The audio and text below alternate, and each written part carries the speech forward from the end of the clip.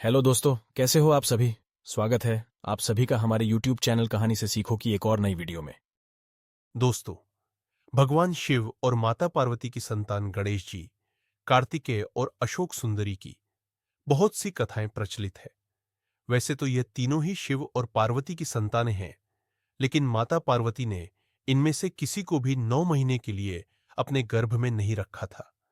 शिव पुराण के अनुसार माता पार्वती एक श्राप के कारण गर्भवती होने का सुख प्राप्त नहीं कर पाई थी, लेकिन गर्भवती न होने के बाद भी वह संसार में गणेश जी, कार्तिकेय और अशोक सुंदरी की माता कहलाई।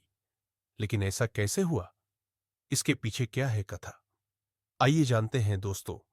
शिव पुराण के अनुसार एक बार वज्रांग के पुत्र तारकासुर ने तपस्या कर ब्रह्मा जी को प्रसन्न किया, जिसके बाद ब्रह्मा जी ने प्रसन्न होकर तारकासुर को मनचाहा वरदान दे दिया। तारकासुर ने ब्रह्मा जी से पहला वरदान यह मांगा कि दुनिया में आपके द्वारा बनाई गई कोई भी चीज मुझसे ज्यादा बलवान न हो। दूसरा वरदान यह था कि वह हमेशा के लिए अमर रहे। तारकासुर ने ब्रह्मा जी से वरदान मिलते ही पूरी दुनिया में आतंक मचाना शुरू कर दिया।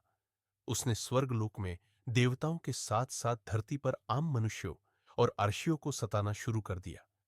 तारकासुर ने स्वर्ग के राजा इंद्र को डराकर उनका वाहन ऐरावत हाथी, खजाना और 9 सफेद घोड़े छीन लिए। अर्शियों ने भी डर के मारे कामधेनु गाय तारकासुर को दे दी थी, लेकिन इसके बाद भी उसका आतंक बढ़ता ही जा रहा था। तारकासुर ने तीनों लोकों पर अधिकार प्राप्त करने के बाद स्वर्ग से देवताओं को निकाल दिया, जिसके बाद सभी देवता ब्रह्मा जी के पास पहुंचे और उनसे विनती करते हुए कहा कि प्रभु तारकासुर से हमारे प्राणों की रक्षा करें। ब्रह्मा जी देवताओं को कष्ट में देखकर दुखी हुए और उन्होंने देवताओं से कहा कि इस स्थिति में मैं कुछ नहीं कर सकता हूं, क्योंकि तारकासुर के तप से खुश होकर मैंने ही उसे सबसे बलशाली होने का वरदान दिया था। ब्रह्मा जी ने देवताओं को दुखी देखकर उन्हें उपाय बताया कि तारकासुर का विनाश सिर्फ भगवान शिव की संतान द्वारा ही होगा। यह सुनकर सभी देवता हैरान हो गए, क्योंकि माता सती ने तो अपना शरीर योगाग्नि में नष्ट कर दिया था, तो यह कैसे हो पाएगा।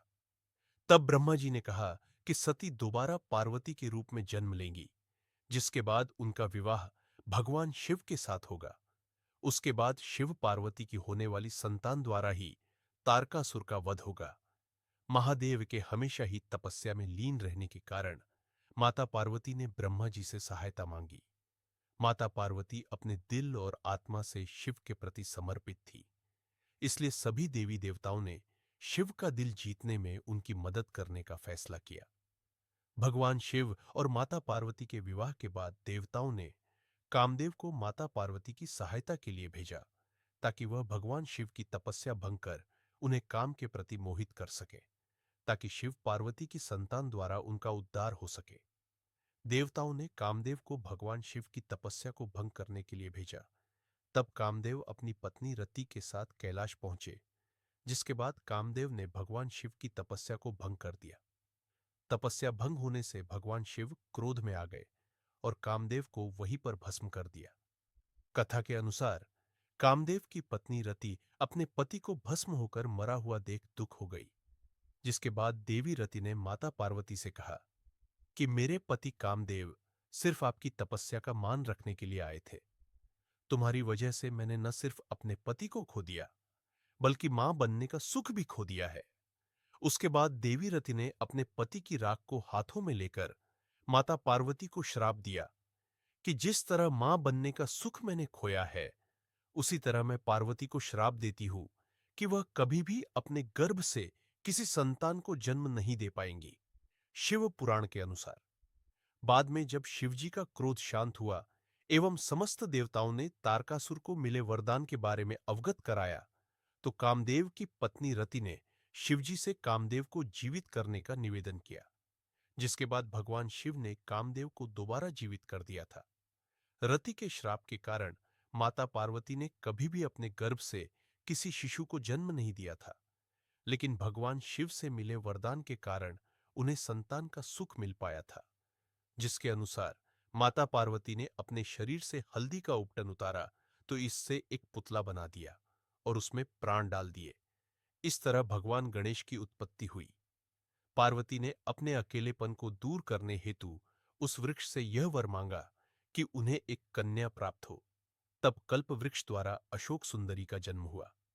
शिवजी ने अपना बीज माता पार्वती को सौंपा, लेकिन तेजस्वी होने और शाप के कारण पार्वती उसे धारण न कर पाई। देवताओं ने माता से वह बीज लेकर गंगा को सौंप दिया।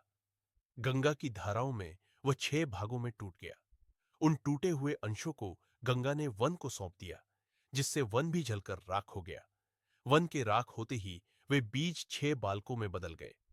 माता पार्वती ने इन 6 अल्प विकसित बच्चों को कमल के पत्तों में लपेटकर उनके विकास की स्थिति पैदा करने की कोशिश की। वह देख सकती थी कि अलग अलग उनके बचने की संभावना बहुत कम है, क्योंकि वे पूर्ण विकसित नहीं थे। माता पार्वती ने अपने तांत्रिक शक्तियों के जरिए इन 6 नन्हे भ्रूणों को एक में मिला दिया। उन्होंने एक ही शरीर में 6 जीवों को समाविष्ट कर दिया, जिसके बाद कार्तिकेय का जन्म हुआ, जिन्होंने तारकासुर का वध किया। दोस्तों, मुझे पूरी आशा है कि आज की यह वीडियो आपको जरूर पसंद आई होगी। आज की इस वीडियो से आपने क्या सीखा, कमेंट बॉक्स में लिखकर जरूर बताएं। ऐसी ही और वीडियो को देखने के लिए इस चैनल को सब्सक्राइब करें, साथ ही नोटिफिकेशन का बेल जरूर दबाएं।